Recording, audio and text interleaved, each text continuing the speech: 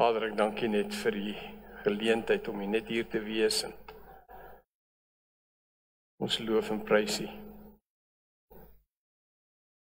En Here, ons is net, ek wil net sê, ons hart is oop om van U te ontvang en ek dank U dat U net U woord bevestig.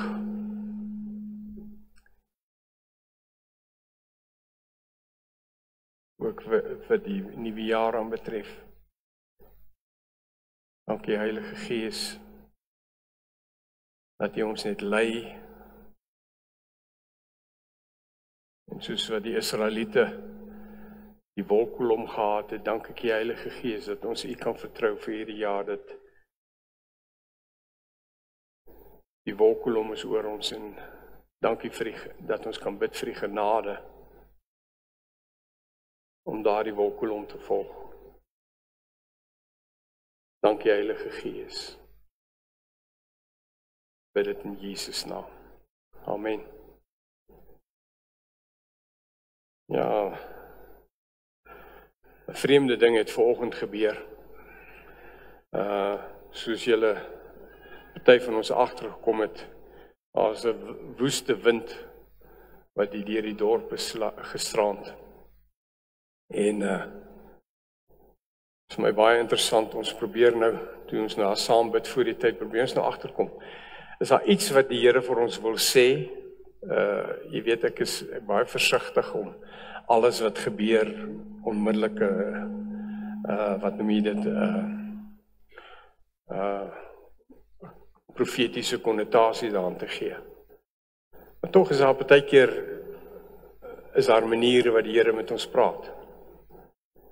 Paar jaar terug, baie van julle weet van die ervaring wat ek en Linus gehad het in COVID tyd, toe ons die eerste keer wat die wildtuine oopgegaan het, wat jy vir 'n dag wildtuin kon gaan, het ek en sy gegaan en ons het 'n ervaring met 'n mossie gehad. Wat ons toe ons op pad uit is, eers het dit gebeur, toe ons vroeg die oggend was ons by 'n plek en die mossie het gekom en my vrou het 'n gebed gebid. Die mossie het kom en het op die deur van die kar kom sit en sy was bang die mossie mis in die kar, toe het sy hom weggewys. En toe ons die middag op pad uit is, omtrent 2 kilometer van daai plek af, sy het toe gebid en gesê, Here, as U vir ons wil iets sê deur die mossie, laat dit weer gebeur. En toe ons op pad uit is, soos ek sê, omtrent 2 kilometer van die plek waar dit gebeur het, in die ry, sy het bestuur en die volgende oomblik kom hier 'n mossie en soos wat ons ry, tik, tik, tik hy aan die venster. In die ry. En ons stop. Ek maak die venster oop. En die mossie vlieg in die kar. En ek wil net sê, die Here het eintlik vir ons 'n woord gehad. En die woord wat die Here vir ons gegee het, wat na vore kom, was supernatural provision. En ek gaan nie verder te veel daaroor sê nie, maar toe ons nou vanoggend ry, ons ry altyd hier so aan die onderkant van die laerskool af, ry ons van bo af en ry hierdie pad. Dis hierdie kortstraat. Toe daar 'n boom omgeval. En ons moes omdraai en die bo kan die skool verbyry om te kom. En Tersia was saam met ons daar toe en sê sy, die pad wat hulle gery het kerk toe, is daar ook 'n boom wat omgeval het, wat op die vloer lê. Daar's wat daai was vir jou. Maar die boom het geval en hulle moes omdraai en 'n ander pad ry. En ja, dus dink ons nou so 'n bietjie, jy weet, die wind, mense het nodig om te gaan lees wat sê die Bybel oor die wind, maar daarmee saam het ons net, dis 'n gedagte, ek sê net, dis nie wat dit beteken nie, of dis nie hoekom die wind gekom het nie, maar die feit dat dit gebeur het, dis 'n gedagte, dat, miskien is dit dat ons in hierdie jaar, nie op die wat noem jy dit, tradisionele paaie kan beweeg nie. Dat die Here vir ons op ander paaie gaan vat. Met ander woorde, dit kom neer op verandering. So ek noem dit maar net, ek wil amper vir jou sê, doen daarmee wat jy wil. Maar ek sal daaroor gaan dink.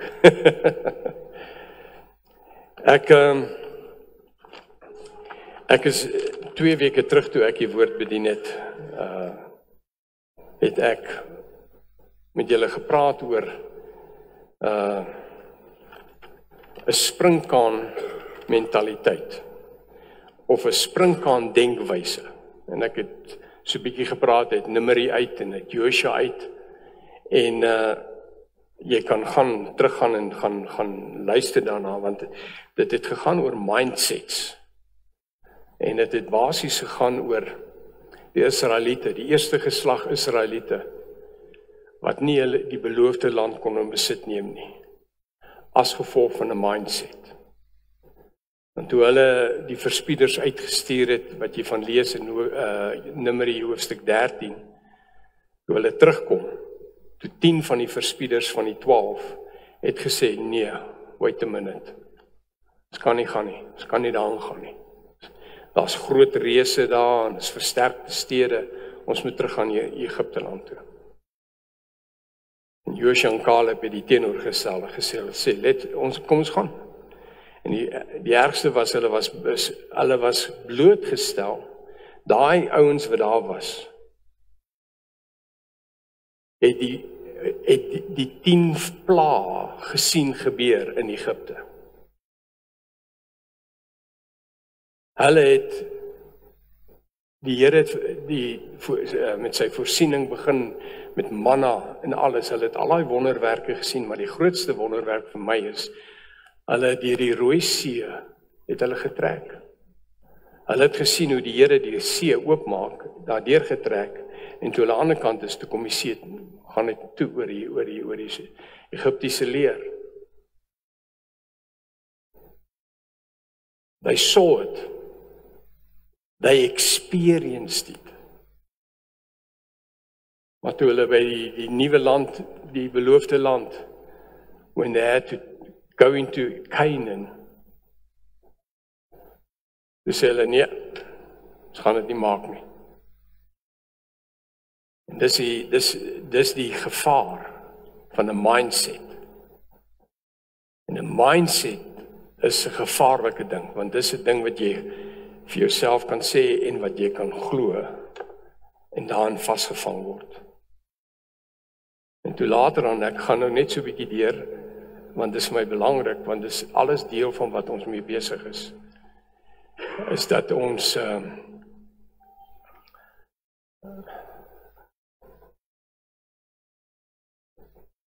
ek sal nou verder verduidelik, maar die nuwe geslag het ook 2 verspieders uitgestuur, spies, soos wat die Engels sê, en julle ken die hele storie in Josua 2, waar hulle in die huis van Rahab ingekom het, en toe kry ons hierdie ding,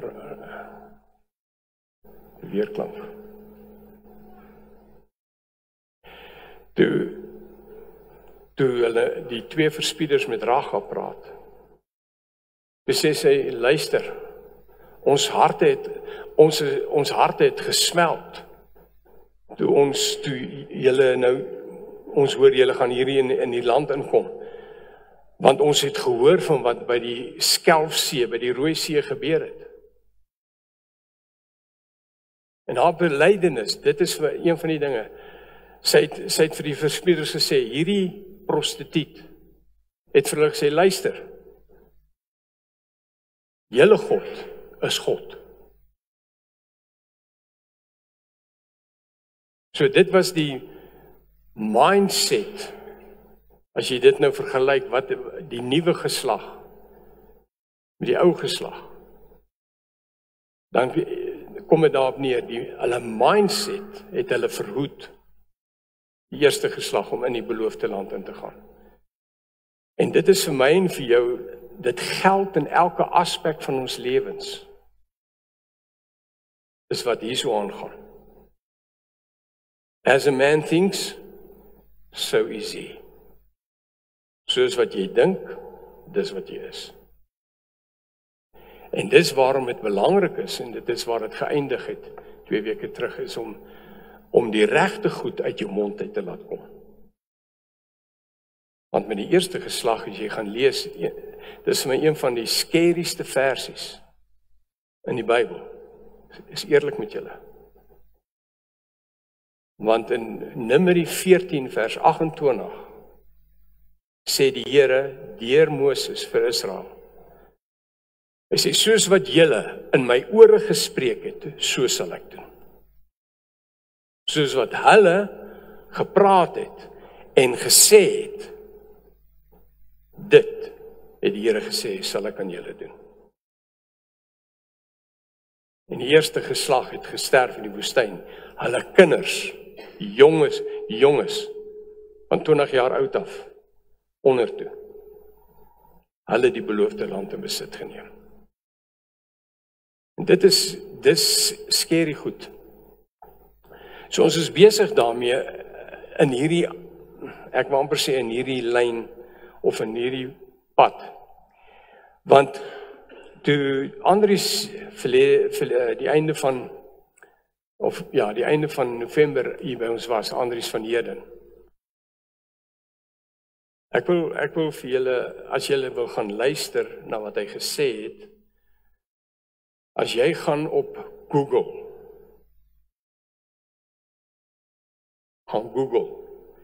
en jy tik in Christian Life Church, Lichtenburg, dan gaan jy op 'n paar dinge kom waar jy sien, daar word gepraat van Christian Life, en dan is daar ene wat na ons webtuiste toe gaan. En op hierdie webtuiste staan daar sermons. Nou, as jy wil gaan luister wat Andries gepraat het, kan jy gaan na sermons toe. Ek dink die laaste een wat opgelaai is die een wat hy gepreek het. En ek sou jou regtig aanmoedig om te gaan luister, want op 'n stadium het hy iets gepraat van dis nou wat uit 'n klomp profete wat jaarliks 'n boek saamstel wat die Here sê vir die land. En die vorige jaar het hy genoem, ek dink daar was uit die profetiese woorde wat daar uit voortgekom het, was daar 350 van die woorde wat 'n klomp profete kom by mekaar en dan bid hulle, en dis die woord wat hulle gee. En daar was 350 van daai ek praat onder korreksie, van daai profetiese woorde wat tot stand gekom het. En die ander is in die proses. En toe het hy gesê, hulle het 'n nuwe een opgestel vir die jaar wat voorlê. En hy het baie pertinent gesê, en ek wil nie nou verder daarop uitbrei nie, maar hy het pertinent iets gesê van Noordwes, in hierdie profetiese woorde, en spesifiek Lichtenburg. Nou, ek gaan nie nou daarop ingaan nie, ek sal volgende week, sal ek dit noem, wat hy gesê het, oor Lichtenburg. En dis vir ons belangrik om dit in ag te neem. Dit wat die Here sê. Want die woord van die Here sê vir ons in Amos hoofstuk 3 vers 7 sê die Here doen niks tensy hy dit bekend maak aan sy profete nie. So ek wil nie verder nou daaroor praat nie, maar ek sal volgende week sal ek net spesifiek die deel wat hy van gepraat het, sal ek met julle net deel. En dit is baie belangrik, want dit bring 'n verantwoordelikheid op ons. En dis in lyn met wat profete deur die jare oor Lichtenburg geprofeteer het en oor ons geprofeteer het. So, volgende week sal ek 'n bietjie verder gaan. So, dis met dit in gedagte, wat ek so 'n bietjie praat, dis heeltyd, ek wil amper sê in die agtergrond, dit wat ek deel, met die oog op hierdie dinge. Maar ek wil vanoggend nou spesifiek praat oor wat ek glo, wat vir ons belangrik is, om iets te verstaan. So die opskrif van vanoggend se woord is, toegewy, sanctified, consecrated, is miskien 'n beter woord, to his presence. Consecrated to his presence. So dis die opskrif van vanoggend se woord. Consecrated to his presence. Toegewy of gecommit aan sy teenwoordigheid. En die skrifgedeelte wat ek gaan lees is Efesiërs 2 vers 19 tot 22. Nou hierdie is eintlik vir my 'n kosbare ding om te verstaan.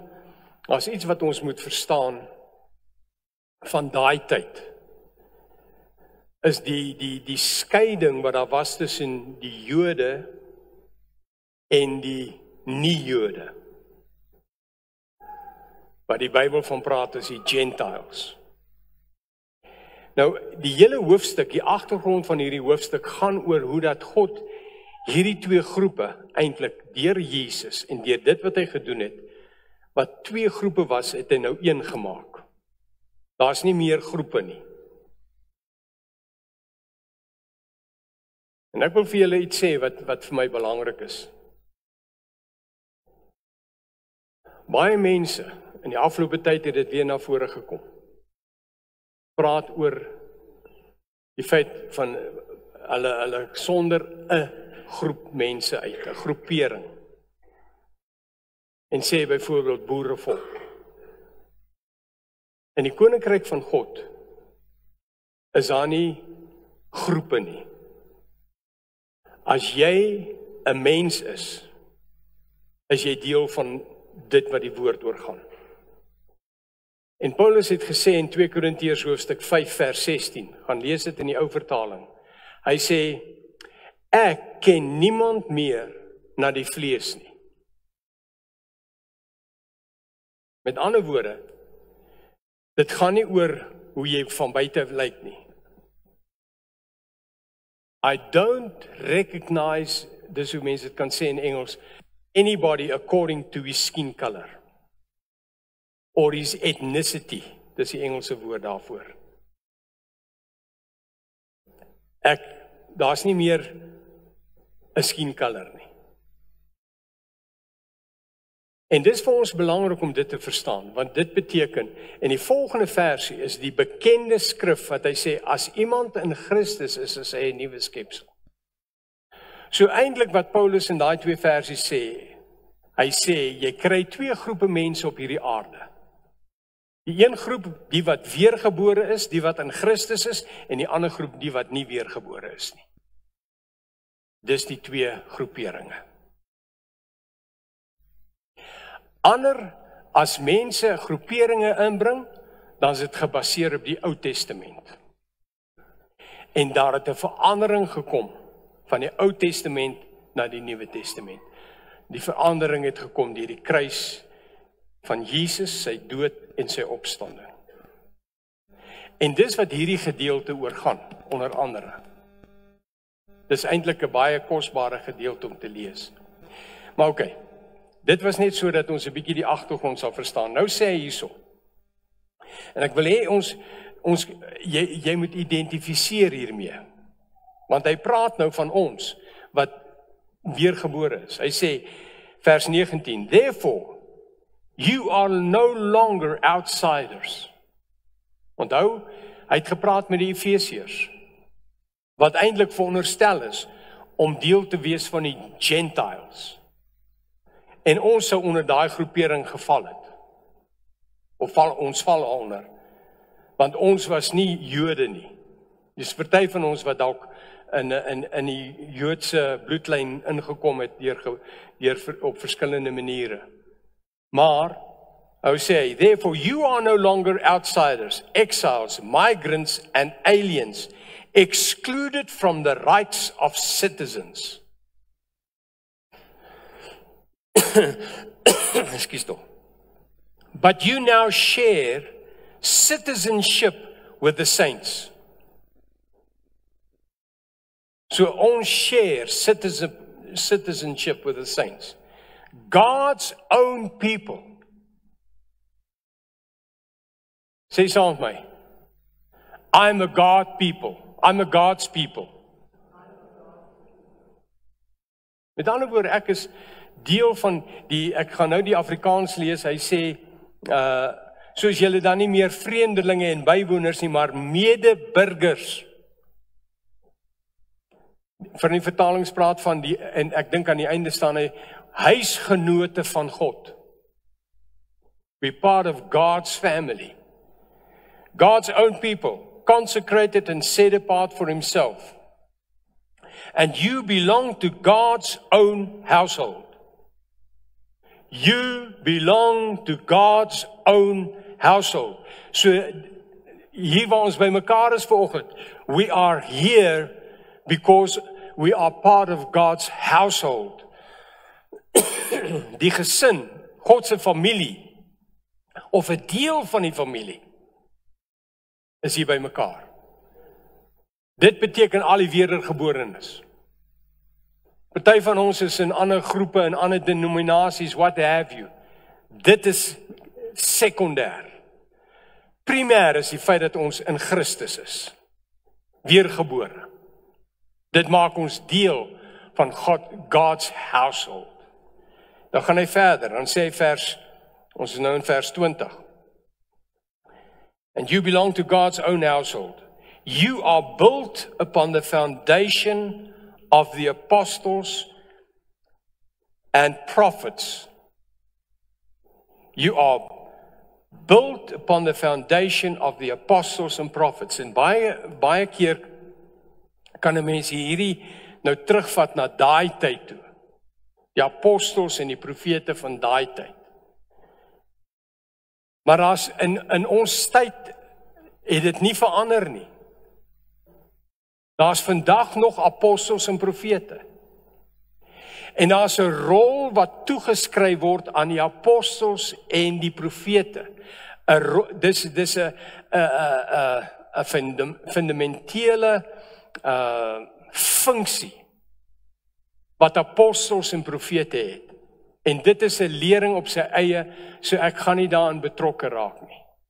Maar in ons situasie, ek wil net so 'n bietjie fokus op die feit dat hy praat van die gebou wat gebou word, want op die einde van die dag sal julle sien in die volgende verse, ons is 'n gebou wat besig is om gebou te word. So ons is deel van daardie gebou en die apostels en die profete speel 'n rol. So wanneer ons iemand kry soos Andries wat 'n profeet is, dan is dit belangrik om te hoor wat sê hy.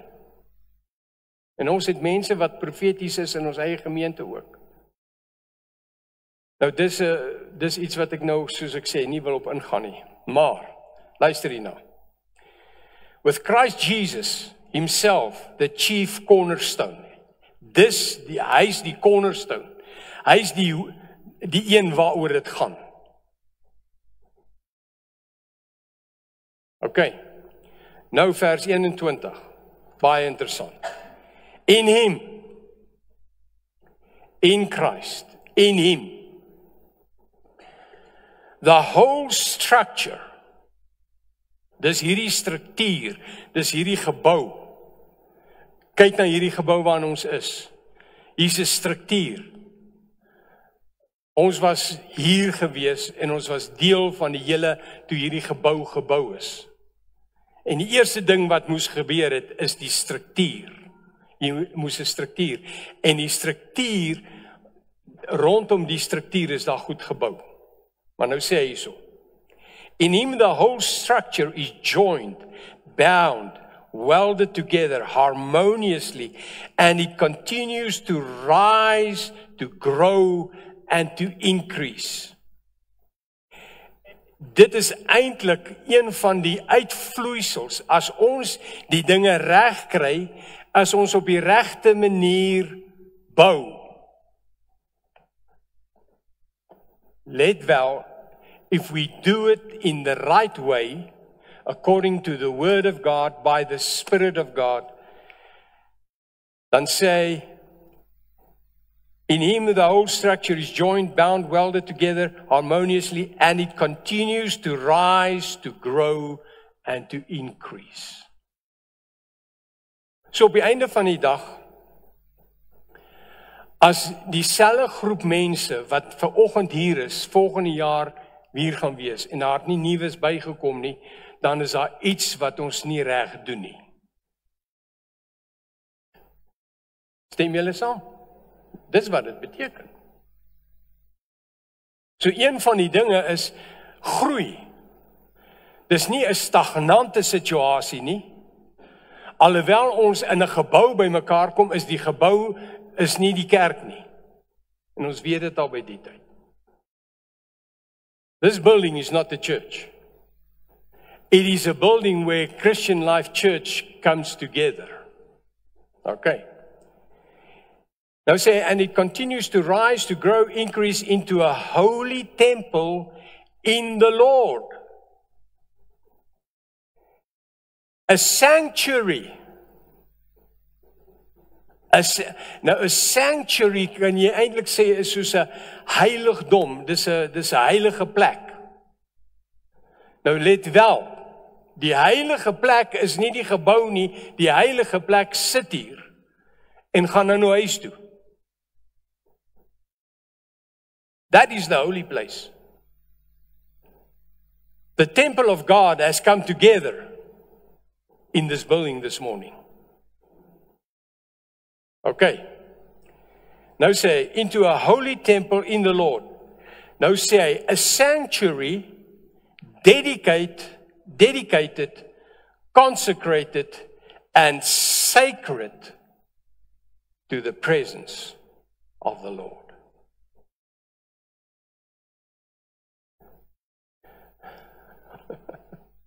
Ek wil dit 'n paar keer lees. And it continues to rise, to grow, to increase into a holy temple in the Lord, a sanctuary dedicated, toegewy. Dis die Afrikaanse woord daarvoor. Consecrated is eintlik ook dieselfde as toegewy. Sacred, heilig, to the presence of the Lord.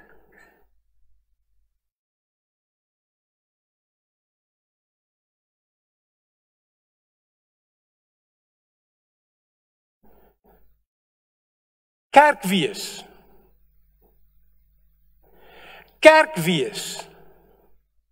To be the church of the Lord Jesus Christ is not in the first place about the people. Die mense nie.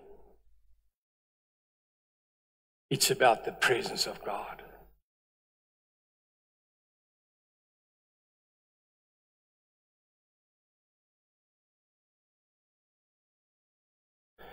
Dink aan daai skrif wat sê, wat Jesus gesê het, as twee van julle saamstem oor enige saak, sal dit hulle ten deel val wat vir my Vader wat in die hemel is. Want waar 2 of 3 in my naam vergader, daar is ek in hulle midde. Daar is ek in hulle midde. As ek en jy wil verstaan wat dit beteken om Jesus in ons midde te hê, dan moet ons eintlik in die voetstappe van Jesus gaan stap, deur die evangelies, en gaan kyk wat gebeur het as Jesus by 'n plek ingestap het.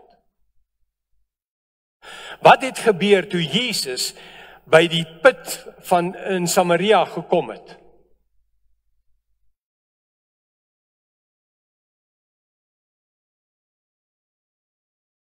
Toe kom daar 'n vrou, toe sy disippels in die dorp ingaan om kos te koop, toe sit Jesus by die put. En hier kom hierdie vrou. En as jy wil daarvan gaan lees in Johannes 4. 'n Samaritaanse vrou. A broken woman. Now listen to this. A broken woman. Wat teleurgestel is. Wat al 5 mans gehad het. Ek weet nie of sy met almal getroud was nie. En die een by wie sy nou is ook nie haar man nie. Dit het die Heilige Gees vir Jesus gewys. En Jesus veroordeel haar nie. En die manier wat Jesus met haar werk en met haar praat, toe die disippels aangestap kom, toe kyk hulle, wat gaan hier aan? Want in daai tradisie werk hulle nie so dat die vrouens met mans praat nie. Veral nie alleenig nie. Maar Jesus was in gesprek met hierdie vrou. Sy stap daar weg. Die volgende oomblik, kom die hele dorp agter haar aan. Sy wat die uitgeworpene van die dorp was. The town despised her. But she meets with Jesus. Sy ontmoet vir Jesus. En die effek wat Jesus op haar gehad het, was dat die hele dorp het agter daardie vrou, wat die uitworpeling was, the outcast of the town, loop agter haar aan, om te sien wat hier aangaan. Haar getuienis het die dorp uitgebring, na waar Jesus was. That is the effect that Jesus has when he is acknowledged in the place where he is. As ek en jy dit kan verstaan, we'll see things happen. En dis die een ding wat gebeur in die Vader se teenwoordigheid. Hy reik na mense uit wat gebroken is. He loves people. Dis waarvoor Jesus gekom het. Om gebroken mense heel te maak, to make whole broken people. He made that woman whole that day. Nou dit was in 'n 1-tot-1 situasie. Maar selfs as jy nou gaan kyk in groepe, wat het gebeur in groepe? Die stadium het Jesus, was hy hier tussen die skare gewees. Hy was in die skare was hier rondom hom. En daar was een gebroke vrou, weer 'n gebroke vrou. 'n Vrou wat aan bloedvloeiing gely het.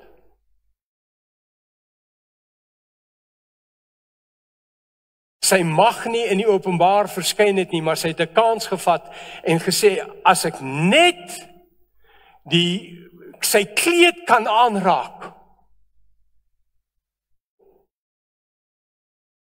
En sy het deurgedring. En Jesus was op pad na die hoof van die sinagoge. As die hoof van die sinagoge haar geerken het, wie sy haar gesien het, so hy gesê het, luister, hierdie girl, sy mag nie hier tussen ons wees nie. Dan moes sy gestenig geword het.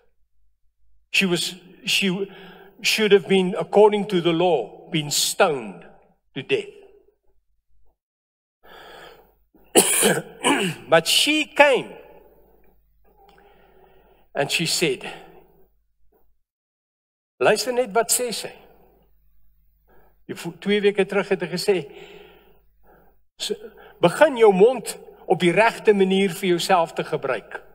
Gaan leer in die skrif hoe om jou mond te gebruik, want as jy begin goeders sê, gaan goeders begin gebeur.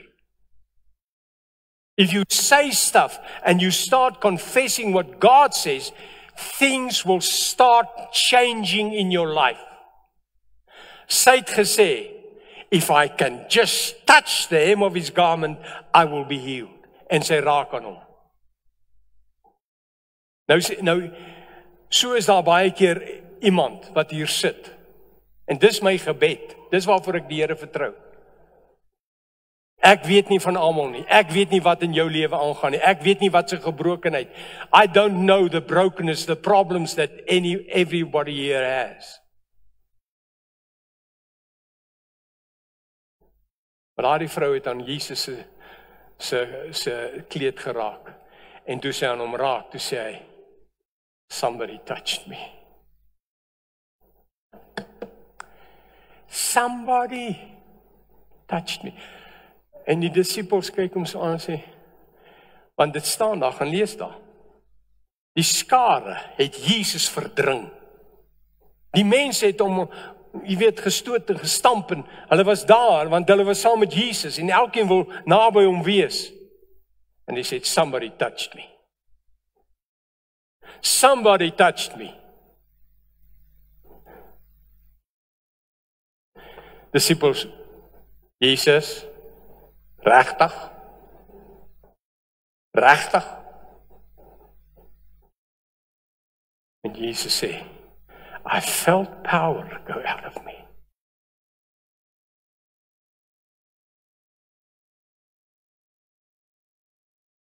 En hy sê, wie is dit wat aan my geraak het? En hierdie vrou sê, is ek. Jesus sê vir haar, jou geloof het jou gered. Your faith saved you. Maar, is eintlik powerful. Julle wat? Die woord van die Here sê, Jesus is the same yesterday, today and forever. Hy het nog nie verander nie. Ja, maar Jesus doen nie meer dieselfde nie. Ons het nou dokters en ons het nou medici en ons het nou spesialiste, hulle weet van. Ons het nie meer daai gawes en dinge nodig van daai tyd nie. En wat daarvan, hoeveel pasiënte is daar wat dokters kom en sê, ons kan niks meer vir jou doen nie.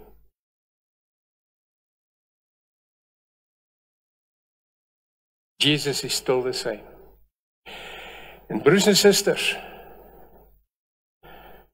dit is die resultaat. That's the result when Jesus is in our midst.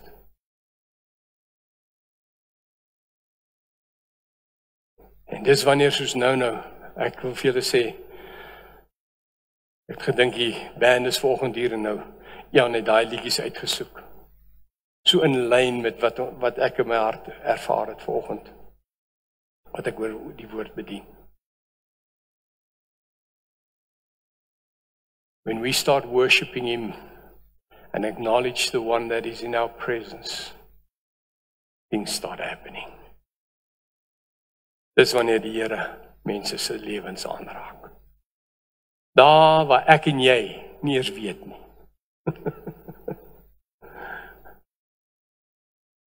Daar waar ek en jy nie weet nie. En die Here verander mense se lewens.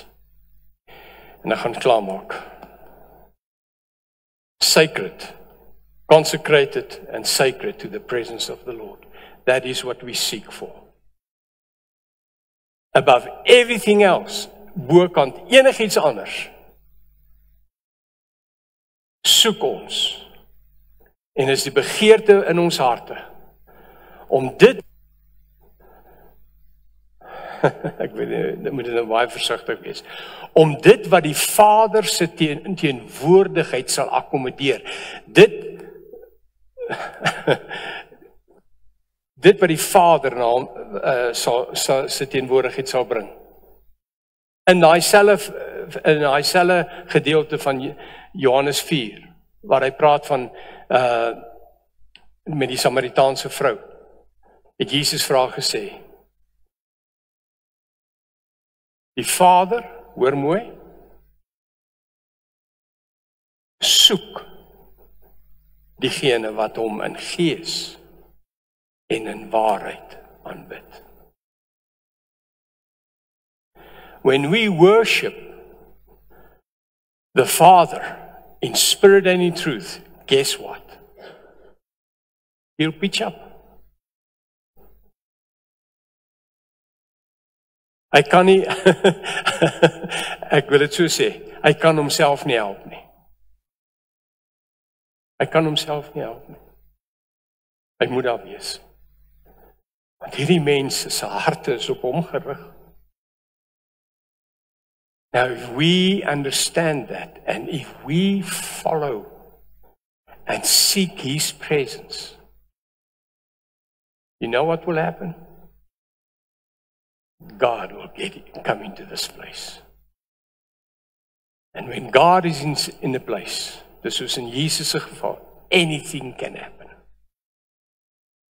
Die laaste versie wat ek gaan lees, vers 22. In him, and in fellowship with one another, it's important what's going on. Dis in ons. You yourselves also are being built up into this structure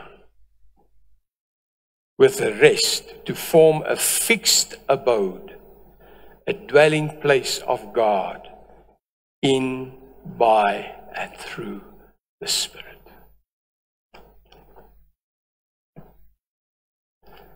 Daar's 'n ander versie wat ek nog wou bylees, maar sal hom op 'n later stadium bybring.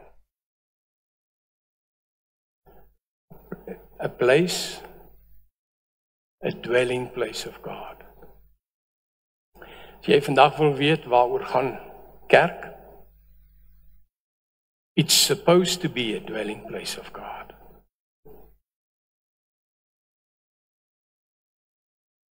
It's about him. Dis sy kerk. Dis sy kerk waarvoor hy sy bloed gestort het. En as jy daai versies lees, hy sê ons is deel van sy huishouding. Dis ja. Laat ek nie verval in versoeking nie. Dan sê daar's iets wat ek verder, maar ek sal dit volgende keer doen. Mag die Vader ons genade. Nee, Vader, dankie vir genade. That this place will become. Nie die gebou nie. That we will become a place.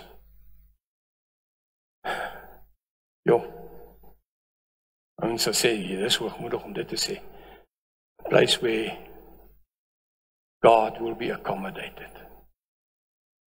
Die eintlike ding is, die woord van God sê, jy is 'n tempel van die Heilige Gees. Wat is die tempel? Dis 'n woonplek van God. Beteken net, hier is 'n klomp woonplekke waarin God woon, en as hulle saamkom, is dit een groot plek, wat die teenwoordigheid van die Vader manifesteer. Vader, in Jesus' naam, bid ek vandag, en ek dank die Here vir die genade, om 'n plek te wees en 'n plek te word, wat die teenwoordigheid akkommodeer.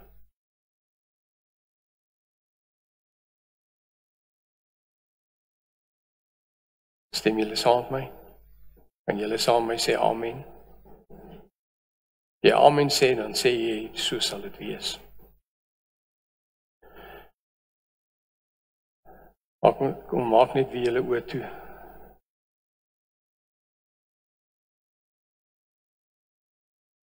Miskien sit hier iemand vandag, en jy hoor, ek het gepraat van weergeboorte, en om aan die Here te behoort, en wat.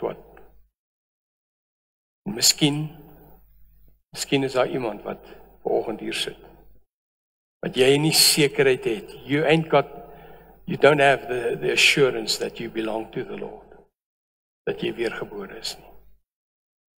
As daar so iemand is vanoggend, wil ek nou 'n gebed bid.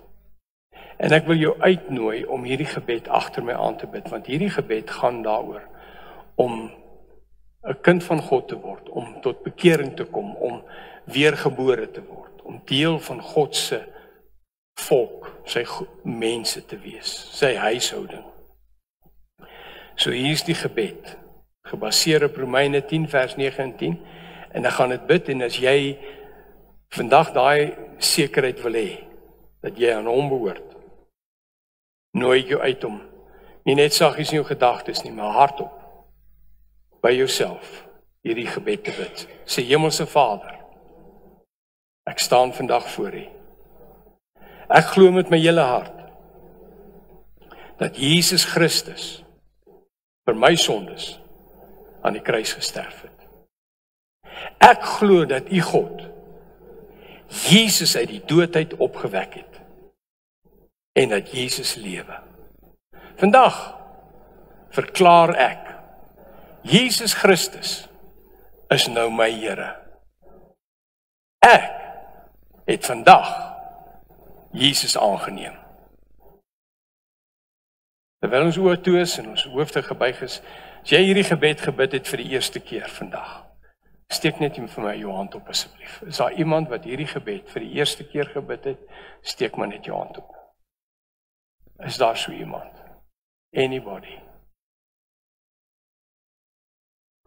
Okay. Julle kan na my kyk. So al wat ek vir julle wil sê is, die Here seën julle.